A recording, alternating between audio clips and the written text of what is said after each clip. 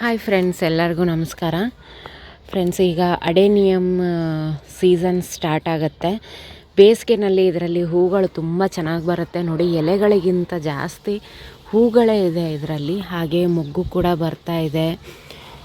ಈ ಥರ ಹೂವು ಆದಮೇಲೆ ಇದನ್ನು ಕಟ್ ಮಾಡಿ ತೆಗೆದು ಬಿಡಬೇಕು. ಇಲ್ಲಾಂದರೆ ಸೀಡ್ಸ್ ಬರುತ್ತೆ. ನಿಮಗೆ ಸೀಡ್ಸ್ ಬೇಕು ಅಂದರೆ ಮಾತ್ರ ನೀವು ಇದನ್ನು ಇಟ್ಕೋಬೇಕು, ಇಲ್ಲಾಂದರೆ ಸೀಡ್ಸ್ ಆಗುತ್ತೆ. ನಾನು ಅದನ್ನು ತೆಗಿತೀನಿ ಆದಷ್ಟು. ಒಂದು ಮಾತ್ರ ಬಿಡ್ತೀನಿ, ಆ ರೀತಿ ಮಾಡ್ತೀನಿ. ಇಲ್ಲೂ ಕೂಡ ಇದೆ ನೋಡಿ, ಹೂಗಳು ತುಂಬ ಚೆನ್ನಾಗಿ ಬರುತ್ತೆ. ಸೀಡ್ ಸಿಗ್ಬಿಟ್ರೆ ಹೂಗಳು ಸ್ವಲ್ಪ ಕಡಿಮೆ ಆಗುತ್ತೆ. ನೋಡಿ ಎಷ್ಟು ಚೆನ್ನಾಗಿ ಕಾಣ್ತಾ ಇದೆ ಅಂತ. ಇವತ್ತು ಸ್ವಲ್ಪ ತರಕಾರಿ ಕೂಡ ತೆಗಿತೀನಿ ನಾನು. ಇದರಲ್ಲಿ ಒಂದು ಬದನೆಕಾಯಿ ಆಗಿತ್ತು, ಅದನ್ನ ತಕ್ಕೋತೀನಿ. ಹಾಗೆ ಇಲ್ಲೊಂದು ಬದನೆಕಾಯಿ ಆಗಿದೆ.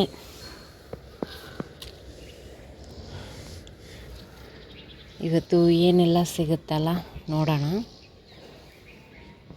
ಇದು ತೊಂಡೆಕಾಯಿ ಬಳ್ಳಿ, ಇದು ನೋಡಿ ತೊಂಡೆಕಾಯಿ ಆಗಿದ್ದಾವೆ. ಮೊನ್ನೆ ಕೂಡ ತೆಗೆದಿದ್ದೆ, ನಿಮಗೆ ತೋರಿಸಿದ್ದೆ ನಾನು.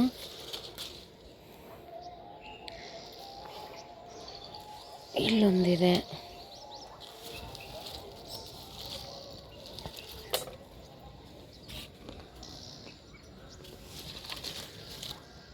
ಇಲ್ಲಿ ಚಿಕ್ಕದಿದೆ, ಅದನ್ನ ತೆಗಿಯಲ್ಲ ನಾನು. ಹಾಗೆ ಫ್ರೆಂಡ್ಸ್, ಇಲ್ಲಿ ನಾನು ಮಣ್ಣೆಲ್ಲ ಹಾಕಿದ್ನಲ್ಲ, ಅದನ್ನೆಲ್ಲ ನಾನು ಈ ಪುಟ್ಟಿಗೆ ತುಂಬಿಸಿ ಇನ್ನೊಂದು ಪುಟ್ಟಿ ರೆಡಿ ಮಾಡಿದ್ದೀನಿ, ಅದಕ್ಕೆ ಹಾಕಿದ್ದೀನಿ. ಇದಿಷ್ಟು ಕ್ಲೀನ್ ಮಾಡಿಕೊಂಡೆ ನಾನು. ಹಾಗೆ ನೋಡಿ ಫ್ರೆಂಡ್ಸ್, ಇದು ಸ್ನೇಕ್ ಪ್ಲ್ಯಾಂಟು. ಬಿಸಿಲಲ್ಲಿ ಇಟ್ಟಿರೋದಕ್ಕೆ ಈ ರೀತಿ ಕಲರ್ ಬಂದಿದೆ. ಅದರಲ್ಲಿ ಹೂ ಬಂದಿದೆ ನೋಡಿ. ಇದು ಒಂದು ಪಾಟಲ್ಲಿ ಹಾಕಿದ್ದೀನಿ ನಾನು, ತೋರಿಸ್ತೀನಿ ನೋಡಿ. ಇದ್ರ ಹೂವು ಈ ರೀತಿಯಾಗಿರುತ್ತೆ. ಕೆಳಗಡೆ ಬಾಲ್ಕನಿನಲ್ಲೂ ಹೋದ ವರ್ಷ ಬಂದಿತ್ತು, ತೋರಿಸಿದ್ದೀನಿ ನೋಡಿ. ಹೂ ಬಿಟ್ಟಿದೆ ಇದರಲ್ಲಿ. ಗಿಡ ಮೆಚ್ಯೂರ್ ಆದರೆ ಹೂಗಳು ಬರೋದಕ್ಕೆ ಶುರುವಾಗುತ್ತೆ.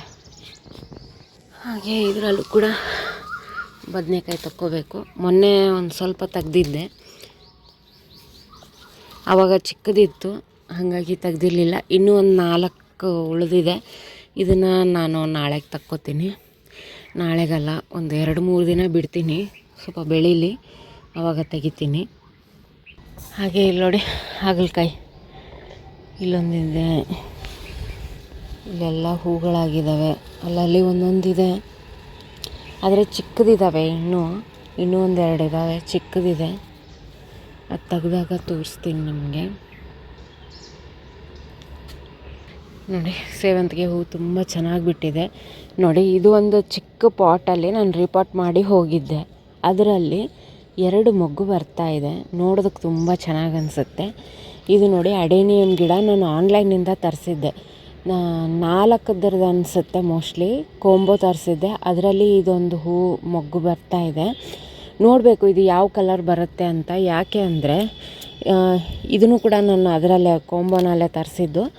ಇದ್ರ ಕಲರ್ ನೋಡಿ ಈ ರೀತಿಯಾಗಿದೆ. ಮೋಸ್ಟ್ಲಿ ಇದು ಕೂಡ ಅದೇ ಕಲರ್ ಅಂತ ಅಂದ್ಕೊತೀನಿ. ಎಲ್ಲನೂ ಒಂದೇ ಕಲರ್ ಬರ್ಬೋದು ಅಂತ ಅನಿಸ್ತಾ ಇದೆ ನೋಡಿ. ಈ ದಾಸವಾಳದಲ್ಲೂ ಕೂಡ ಹೂಗಳು ಬರೋಕ್ಕೆ ಶುರುವಾಗಿದೆ. ಇದರಲ್ಲೂ ಕೂಡ ನಾನು ಬೆಂಗಳೂರಿಂದ ತೊಗೊಂಡು ಬಂದಂಥ ಗಿಡಗಳಿದು. ಹಾಗೆ ಈ ಕೆಲಂಚು ಹೂ ನೋಡಿ ಎಷ್ಟು ಚೆನ್ನಾಗಿದೆ ಅಂತ. ಇದು ಏನಂದರೆ ನಾನು ಒಂದು ವೆಬ್ಸೈಟಲ್ಲಿ ತರಿಸಿದ್ನಲ್ಲ, ಆ ಹೂವು ಇದು. ತುಂಬ ಚೆನ್ನಾಗಿ ಕಲರ್ ಇದೆ ನೋಡಿ. ಇದು 2 ತರಿಸಿದ್ದೆ ನಾನು, 2 ಚೆನ್ನಾಗಿ ಬಂದಿದೆ. ಅದನ್ನು ಕೂಡ ನಿಮಗೆ ಲಾಸ್ಟ್ ಟೈಮ್ ತೋರಿಸಿದ್ದೀನಿ ಅಂದ್ಕೊತೀನಿ ನಾನು. ಹಾಗೆ ನಿಮಗೆ ಹಿಂದಿನ ವಿಡಿಯೋಗಳಲ್ಲಿ ತೋರಿಸಿದ್ದೆ ಮಲ್ಬೆರೀಸ್ ಆಗ್ತಾ ಇದೆ ಅಂತ ಹೇಳಿ. ಇಲ್ಲಿ ನೋಡಿ ಚಿಕ್ಕದು ಎಷ್ಟಾಗಿದೆ ನೋಡಿ, ತುಂಬ ಆಗಿದ್ದಾವೆ. ಇದರಲ್ಲಿ ಒಂದು ಕೆಂಪಗಾಗಿದೆ, ಅದನ್ನು ಇವತ್ತು ತೆಗಿತೀನಿ ನೋಡಿ.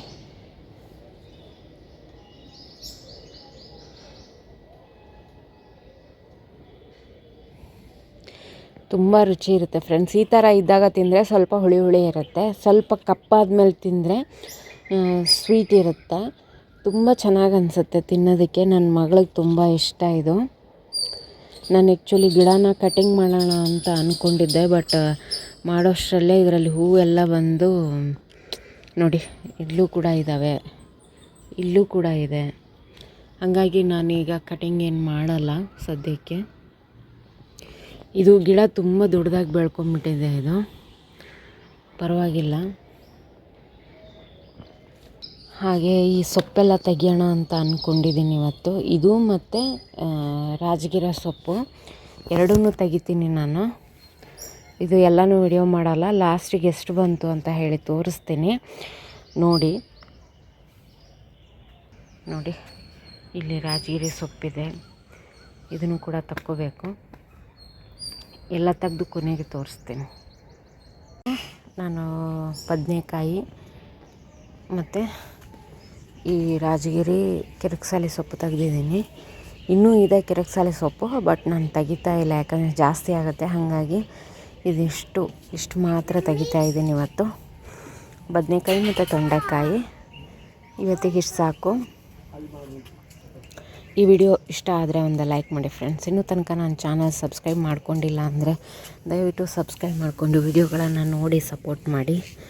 Thank you.